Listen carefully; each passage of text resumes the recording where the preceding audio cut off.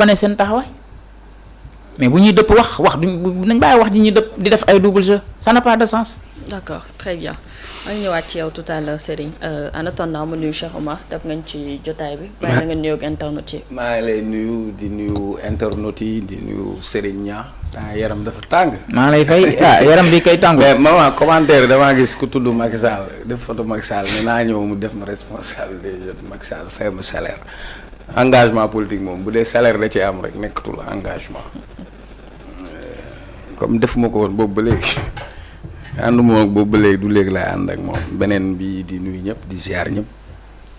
di la nuyu voilà. ci la fay bu baax. alors yaa ngi ñu fekk ci point bu am solo. muy daje bi nga xam ni démb président Bassirou Diomaye Faye amal na ko ak bureau politique national bu parti Pastef jëm ci contexte bi fi nga xamante ni foofu la toll digganteem ak premier ministre Ousmane Sonko lu ciy sa jàngat bu njëkk. waaw man loolu laa ko jàppoon naa c'est ça au moins il y a eu une rencontre le pire ce serait que rencontre bañ a am. Et je crois que rencontre boobu ça permet ñu toog jël li ñu war a waxtaane seeni ay différends lu concerné seen ànd lu concerné seen parti xam nga la moo bon ñu bañoon a toog donc je crois que dès l'instant que Diomaye Ousmane Sonko se retrouve autour du bureau politique suñu waxee bureau politique nag du n'importe qui moo ci bokk. Quand on parle du bureau politique ça veut dire que ñi nga xamante ni depuis le début ils ont été là ils ont la légitimité politique ils ont droit à la parole du dëgg ñu def lu ñuy wax s'il le faut ñu def seen ndëpp Pastef du dëgg donc pour man déjà loolu c'est un bon point beneen bi damay faral di wax Abdoulaye Wade moo ñu ko doon wax mu ne politique élastique la boo ko xëccee nag ba mu teg faw nga bàyyi tuuti sinon bu tengee bu ëppee mu dagg et bu daggee nag mën na ci lor ku ne du dëgg donc nag pour man ci contexte bi la rencontre devrait être décisive parce que soit ça passe ou ça casse n'est-ce pas et je crois que Sonko daa jëloon congé lañ wax ah Serigne toog naa fii ma ne la à un moment donné am na benn situation boo xamante ni am na où il fallait prendre un peu de distance mais je crois qu'aujourd'hui on a vu que Sonko a repris service dem na conseil des ministres n'est-ce pas Serigne. ouais am na ñu toogoon ne Ousmane Sonko day démissionner am na ñu toogoon sax doon laaj ne Sonko dañ ko war a jëlee kon bu fekkee après cette rencontre toog nañ waxtaan seeni biir man loolu laa leen doon wax mariage forcé la ñoom ñooñu ko forcé c'est un duo de cœur et de raison ils sont allés ensemble ils ont relevé des défis ensemble ils ont porté des combats ensemble et Ousmane Sonko a porté son choix sur Diomaye loolu moom mooy li nga xam ni moom moo fi am beneen bi balaa rencontre bi fan yii yëpp ñu ngi ciy wax seetlu nga dara moment. oui semaine bi yëpp on parle de Ousmane Sonko Diomaye ils ont fini par cristalliser toute la scène politique donc ça veut dire que à part ñoom ñaar déggaatoo kenn ci wax ji et lu tax mu egg foofu ci coow li parce que tout simplement sénégalais am na fu ñu leen teg ils n'ont pas le droit de décevoir les sénégalais loolu moom mooy la vérité beneen vérité bi je crois que je l'ai dit et répété la même phrase je vais encore la répéter jën su génnee géej doon pepesu jën bu génnee géej sëriñ pepesu lay nekk rek en politique il ne faut jamais s'éloigner de sa famille politique la force de Diomaye réside dans du Ousmane Sonko et quand j'entends des gens sax am na ay ñuy def de la manipulation des gens malhonnêtes am na ku toog ne moom moo porté la candidature de Diomaye nga dégg keneen ku ñëw ne la Sonko Diomaye doon choix am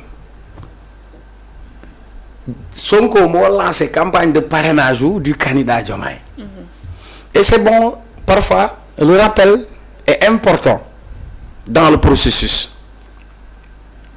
je l'avais dit ak café gi may naan Ousmane Sonko bu toogoon ne Ndiogou Afia moo ma doy kon heure bii Ndiogou Afia mooy nekk palais di fa zikar bu Ousmane Sonko jamono jooju su toogoon ne Ousseyn Barigo moo ko nekk kon heure bi Ousseyn Barigo mooy nekk palais naan vuruj varaj loolu damaa bëgg mu leer ba pare te loolu may wax nii Diomaye moo la ko gën a xam dëgg bu dëggantaan la je l'avais toujours dit Ousmane Sonko dafa am ñaar yum ci wone woon ci jamono boobu 2G mooy générosité ak génie politique xam nga la mooy générosité politique maman. waaw générosité xaw ma nu mu koy waxee ci wolof mooy laa biir mooy nit koo xam ni da koy def fàtte boppam loolu ñuy wax don de soi. Sonko moo ko def. Sonko a fait un suicide pour sauver le collectif et là où les autres avaient refusé de faire cela dans la même posture Sonko a réussi là où les autres ont échoué xam nga fan ma jox lay exemple moi je donne des faits. oui. Karim Meïssa Wade candidat le PDS parti bu am 50 ans am doole am les moyens am benn capital sympathie Abdoulaye Wade ñëw ci diggante bi yëngal dëkk bi yaa ngi dégg. ñu xañ Karim Wade tous ses droits tooñ ko tëj ko xañ ko carte d'identité xañ ko carte électeur mais là quelle a été sa posture su dul man du keneen tu penses que jamono boobu bu fekkoon Karim Wade tourné woon na rek ne Karim mooy Souleymane Ndéné wala mu ne Karim mooy Madika mooy Karim wala Karim mooy diw kon heure bii kenn waxatu ko il l'a pas fait Khalifa Sall a été dans cette même posture Serigne Niang. Khalifa aurait pu dire que man empêché nañ ma naa xaaw keneen Sonko n'a pas fait ça tout le mérite revient à Ousmane Sonko c'est ça la vérité et man ba tey Serigne dégguma Diomaye mu wax mooy dégg ay nit yuy jottali ay wax léeg-léeg sax nit jottali wax te fañ ko doon waxee teewoo fa nga bëgg a jottali wax wala da nga ko dégg yow ba tey man dégguma Ousmane Sonko mu yëkkati benn kaddu bu safaanoo jëmale ci Diomaye. kon gëmoo ay kaddu Cheikh Bara non Ndiaye. dinaa ñëw ci loolu dafa am fu ma toll. muy première chose premier postulat beneen bi man de gëm naa ne gisuma ku gën a bëgg Ousmane Sonko ko Diomaye. je parle de fait ñoom ñaar ñëpp boo leen tegee. xam naa ban rapport boo gisee saa nga wax ma ne la Diomaye moo occupé woon poste bi parce que tout simplement j'étais en contact ak moom suñu waroon invité kenn ku bokk Pastef ci moom laa doon jaar mu jox la numéro Amadou Ba wala mu jox la numéro keneen gis nañ ko mu porter le combat gis nañ ko mu taxaw bi muy tuddee doom Ousmane Sonko boobu kenn tuddeewu ko doom nii tuddee ko doom ren la neex du dëgg kon ba tey man gëm naa ni réeroo nag mën na am coow mën na am et parfois sax bu ngeen créer problème sax pour régler beneen problème seen problème la yéen ñaar régler votre problème parce que yaakaar bi dafa fort l'autre vérité Serigne Niang Ousmane Sonko kenn du moom ci générosité mais maman ci beneen G bi génie politique dama doon toog fii maa ko doon wax ma ne Olof Ndiaye nee na kuy tëru kuy teggee ko mën Macky dafa tëru Karim Wade wàccee ko Macky tëru Khalifa Macky tëru Ousmane Sonko teggi et baax na dégg naa benn waa ji jóg nee na moom moo porté woon candidature Diomaye yow da ngaa xam kooku xaw ma décce xaw ma nan da nga koo mës a dégg ban légitimité ban tour la am ban dayoo ak fu mu toj Serigne tu étais là à la Sen TV bi Ndiaye avion naan Pastef mu dul am candidat j'étais là pour démonter ces arguments Serigne yaa ngi fi woon Serigne. ma leen di wax ni ma ne leen. lu musul am parti bi ñu fi dissoudre woon parti Cheikh Anta Diop. Front National Patriotique bu Cheikh Anta Diop defoo FNP Senghor dissoudre ko ñii ñëw dissoudre le parti Pastef ma ne leen dissoudre parti Pastef terewul waa Pastef am candidat parce que mën nga jël oto mu jëm Ndar nga ñëw ba jam ñaajo ñu bloqué oto bi nga wàcc ci oto boobu dem jëli beneen oto loolu Moussa Diakhaté barki dem la am parti nel Bamba Cissé ministre de l'Intérieur moo ko signé Sénégal am na plus de 325 partis il suffit une coalition égale un parti plus un parti mais tout le monde sait que la légitimité politique la légitimité populaire toute cette campagne lii yëpp su amee c'est grâce à Ousmane Sonko maintenant nag l'autre vérité il faut le dire il y a eu des actes qui ont été posés et c'est des actes hautement politiques aussi Ousmane Sonko a posé benn acte bu extraordinaire à un moment donné dem na ba gisatu ci boppam fëggoon na ci table ji yëf yi bougé wul il fallait faire bouger les lignes il a secoué ça meeting am di 8 bii nii waxoon naa la ko mais dafa am message bu clair il ne faisait pas pour montrer une démonstration de force pour wan ni man maa ëpp mbooloo Thierno Alassane Sall wala maa ëpp mbooloo diw déedéet da doon wane ni moom moo am la légitimité politique la légitimité historique et la légitimité populaire ba pare c'est par la suite qu'on a vu cet acte n'est-ce pas sérieux maintenant le plus important mooy coow du ñàkk bëñ ak làmmiñ ñoo dëkk Sonko toog na ne moom moo tànn Diomaye du choix de cœur mais de raison kon xam na lu tax mu tànn ko tàgguwul kenn bi mu koy tànn mënoon na tànn keneen moom moo def tànneef boobu tànn ko ne leen maag kii léeg-léeg ñu réeroo parce que suñuy désaccord dinañ am ay accord dinañ am ay désaccord nga dégg Diomaye ñëwaat waxaat la même chose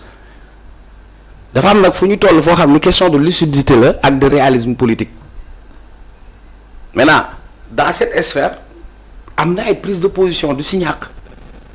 maintenant pour man am na ñoom fu ñu toll def nañ benn effort pour se retrouver autour de l'essentiel ils ont un défi le Sénégal dafa am lu mu yaakaar ci ñoom personne ne souhaite leur séparation les seules personnes qui souhaitent leur séparation mooy ñu am beneen dessein politique du dëgg sa Sonko xaw ma sëriñ ñi bëgg ñu tàggalikoo ñëpp xam nañ ñi tàggalikoo bi crise boobu ñoom ci la ñu mën a pëtaxlu pour mën a am lu ñu bëgg moo tax daf may jaaxal ba ñu démb ya bu ñu nangoo tey seen pexe jibul su fekkee Diomaye ñi koy naan applaudissé mooy ñi toogoon fii barki démb te bëgguñu woon mu ànd ak moom bu ñu sañoon ñoom du ñu gañe bu dee ñooñu la ñu yaakaar ñu ndax seen bopp beneen bi sëriñ waxtaan dañ ciy waxante dëgg moi je le dis clairement si Diomaye n'a pas une autre ambition élection buy ñëw bii nii bu ci amul benn ambition il n'a pas besoin d'avoir une coalition c'est ça la vérité y a pas à chercher midi à 14h man politique laay xalaat sama yaram loolu la xam lan moo tax Diomaye maintenir la coalition Diomaye président pour lan pourquoi faire quand j'ai entendu Abdourahmane Diouf waxam bi mu wax ñu bëri liñ jàpp mooy justice des vainqueurs man jàpp ma baat bi ma jàpp man moom laa xamante ça m'a fait tiquer j'ai entendu Abdourahmane Diouf il dit faire un bloc autour du président j'ai entendu Abdourahmane Diouf dire une convention d'entité politique indépendante pour faire bloc autour du président moi je dis en politique tout ce qui se fait sans moi se fait contre moi donc dès l'instant ñu ngi bëgg a construire benn bloc autour du président donc dañ ko bëgg a isoler et ñi bëgg a isoler Diomaye feddale ko ak Pastef ñoo koy gasel bàmmeelu politique am pour man Diomaye moo toog ma di ko dégg mu ne Sonko man maa ne ko fauteuil bii ma toog bu mu ko catal na ni ko jàq te xam ni man maa amoon ni yéene lu mot fukki at may daw ngir mu doon président te yéene boobu ba tey dañul c'est Diomaye qui l'a dit bis bu nag bu xalaatee ni jàpp na ni war na am beneen ambition autre que en 2029 mu mun a gore lool nag na ko li nga ma lebaloon dinaa la ko fay bu wis la loolu moom mooy schéma politique bi donc ñu koy dugal ci ay waxu coalition ba pare de quelle coalition damay bañ dugg ci sa deuxième sujet mais li ma gis ni coalition ñam mbaam la moom. non mais mooy coalition ñam mbaam ñi nga fi gis ni ban représentativité lañ am Serigne barki alxuraanu kare ñi ma gis ci liste bi yëpp ñu présenté leen tey ñoom ñëpp wan bàyyi woon maa la ëpp mbooloo maa la ëpp kàddu maa la ëpp crédibilité. Diomaye ne doit pas scier la branche sur laquelle il est assis sa force réside dans Pastef et ça il le sait beneen chemin bu mu ci jël bu dul boobu mu ngi ci nelaw maintenant nag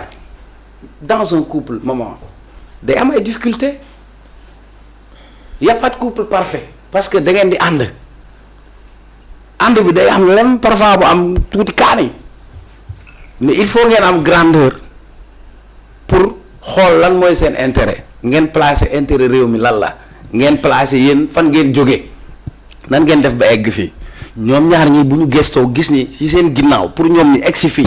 il a fallu plus de 80 morts bu ñu gëstoo seen ginnaaw xam ni ñoom laataa ñu egsi fii il a fallu 2000 personnes yoo xam ne tëj nañ leen ci kaso bi ay nit dagg bii avion jóge bitim réew ngir ñëw voter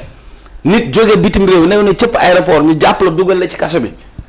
non war nañu def rétroviseur un peu xool fu ñu jóge maintenant nag bu ñu accepté ci seen diggante leneen di ci dox wala ñeneen di ci dox ci ñoom la maintenant nag am na fu situation du toll nag nekk puso moo gën doon lay set gis nga situation am na fu muy toll ñu jublu ci defar jublu ci waxtaan boo ci mënul wis ndox munoo doon puso nga ñaw bu ci doon lay set. bu fekkee li muy wax mooy dëgg nag. kan ci. Cheikh Bara vu ni ngay waxee. non man soo ma laajee ma wax la sama avis. waaw directement parce que pour man bureau politique moo doon réunion à ce que je sache il n'était pas présent à la réunion wala su fekkee il n'est pas présent à la réunion mën a xam en live lu nekk ci réunion bi kon ñu nekk ci bureau politique bi war nañu xoolaat seen bopp muy benn voilà à ce que je sache moi je connais Cheikh Bara Ndiaye j'ai beaucoup de respect pour Cheikh Bara Ndiaye parce qu'à un moment donné c'est un Sénégalais qui a pris des positions courageuses man fekkee naa plateau man moom Thérèse Faye ma toog ci digg bi lu dëgg bokk na si ñi nga xamante ni bi combat bi demee ba tar ñëw na mu fekk si leen bi mu ci amee député ñëpp dañ ne war na ci am député du dëgg sëriñ mais en termes de légitimité politique et de légitimité historique Cheikh Bara Ndiaye les a rejoints au dernier moment c'est vrai ou c'est pas vrai kon pour man am na foo xam ni ce ne sont pas des émotions am na yoo xamante ni le linge sale se lave en famille comprendre nga xam nga j'aurais préféré par exemple voir quelqu'un comme Waly Diouf Bodian qu'est-ce qu'il a dit nee na moom xamul kenn amul virgule amul point virgule moom Sonko point tegu ci leneen mu assumer ko mais ba tey gisoo ko mu jël yenn position très tranchée parce que même sëy bu yëngoo sax boo ñëwee di ci àtte wala nga ciy defar bu ci dem ci ak mesure mais parfois am na ñoo xamante ni prise de position yi ñu ci jël parfois c'est démesuré ñëpp ne alhamdulilah yow nga ne subhanallah am nga droit nga ne subhanallah mais pour man dans un contexte boo xam ne dañu war a defar vous n'avez pas besoin de faucon ou de radicalisme vous n'en avez pas besoin. D'accord. ku bëgg ñoom ñaar ñu ànd fexeel ñoom ñaar nu ñu àndee mais ànd boo gis du ñàkk mu am yëngu-yëngu l'essentiel ñaar ñu ko sekk nañ xam seen bopp et parfois sax problème dafay baax sax pour ngeen toog pour ngeen régler yeneen problème l'autre vérité ce deuxième point la bëgguma boo ma ci joxee nag naa la ci wax ba sama xol sedd man li ma la ko wax lii ma gis nii coalition ñamu mbaam la coalition jàppal ma jàpp coalition buruxlu Lass Badiane APR Grand Yoff maa ngi ci ñëw tout à l'heure oui Serigne toujours